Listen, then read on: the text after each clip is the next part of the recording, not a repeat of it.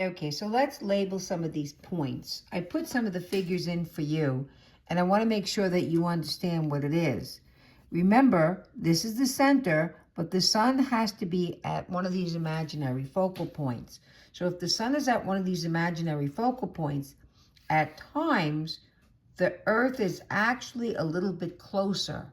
So during the time that it's a little bit closer, we call that perihelion, closest to the sun. At other times, when we're a little bit further away from the sun, here's the sun and we're going over to this edge, we also call that aphelion. Aphelion meaning away from the sun. We're about, during aphelion, 152 million kilometers away. Then during perihelion, we're about 147 million kilometers away.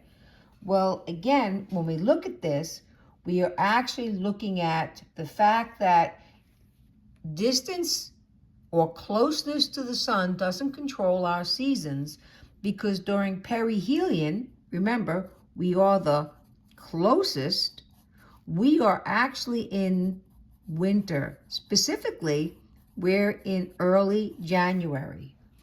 During aphelion, we are further away.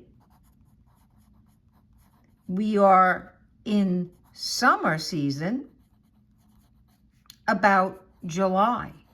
So it has nothing to do with distance. We say distance doesn't matter,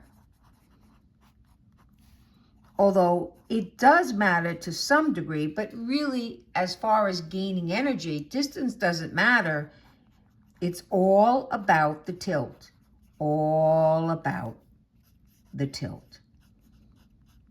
But you can see just by looking at this orbit, remember this is 1 year in the pathway of planet Earth around the sun.